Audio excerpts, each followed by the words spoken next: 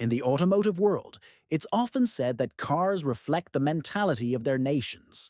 Italians design with emotion, Germans and Japanese with cool precision, the British cultivate craftsmanship, and Americans prioritize simple strength. Against this backdrop, Denmark remained an automotive white spot for decades, a country almost completely absent from the consciousness of car enthusiasts. However, this situation began to change dramatically with the arrival of Zenvo Automotive, a small group of engineers determined to create a supercar without compromise. The ST1 became a statement of ambition and proof that even a country lacking a strong automotive tradition can surprise the world with a design that truly shocks. The idea for a Danish supercar was born around 2004, but it took shape in the summer of 2006 when the Zenvo ST1 project was given the green light. Work began rapidly. Just 2 months later, the first body sketches were completed, and its final form was approved in February 2008.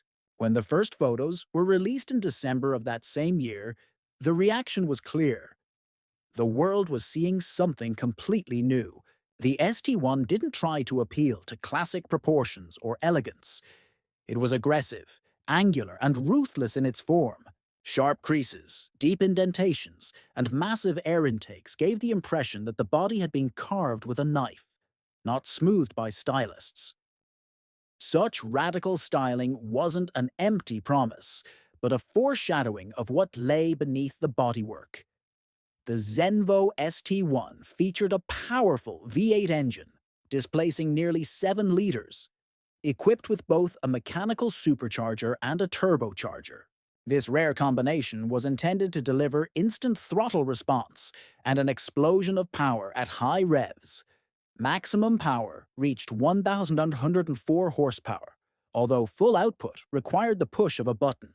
Torque, rising to a peak of 1,430 Newton, placed the ST1 among the most powerful road cars of its time and clearly demonstrated that the Danes weren't playing it safe. All this energy was directed exclusively to the rear axle, further enhancing the driving experience. Drive was transmitted through a 6-speed manual gearbox equipped with an oil cooler, and traction control was handled by a hydraulic, limited-slip differential. The manufacturer consciously forgoes four-wheel drive, opting for a purely mechanical, raw driving experience. With a curb weight of approximately 802 HP-ton, the ST1 was said to accelerate from 0 to 100 km/h in around 3 seconds and reach an electronically limited top speed of 375 km/h. These figures placed it among the world's most extreme supercars. To harness this performance, the Zenvo had to resort to advanced chassis solutions. The car features fully independent suspension with double wishbones and adaptive gas-hydraulic shock absorbers, offering manual adjustment in 3 dimensions. An additional feature was a hydraulic ride height adjustment system, allowing for an increase from 105 to 150 millimeters, making everyday driving easier. The braking system features powerful 380mm front and 355mm rear discs, working with 6-piston calipers. For the most demanding riders, even larger diameter carbon ceramic brakes were available. The Zenvo ST1's interior offered an intriguing blend of luxury and racing austerity.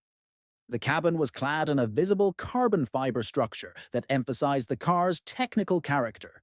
At the same time, the manufacturer ensured comfort, offering features such as dual-zone climate control, electrically adjustable seats, an extensive multimedia system, and a suite of analog and digital instruments. A head-up display was also included, displaying G-forces among other things.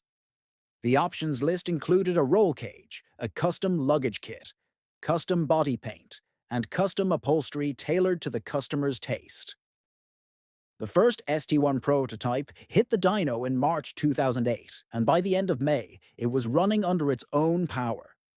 Intensive road and track testing began in the fall to verify the project's ambitious goals. Acceleration tests showed a 0-100 km/h sprint in 3.2 seconds and a 200 km/h sprint in 8.9 seconds.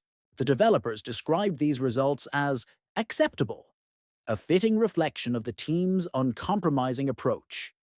The ST1 was to be even faster, even more refined, and even more brutal to the touch. Handcrafted production was a key element of Zenvo's philosophy from the outset. The ST1 was to be built in close collaboration with specialized suppliers, but final assembly was conducted on a small scale with a strong emphasis on quality.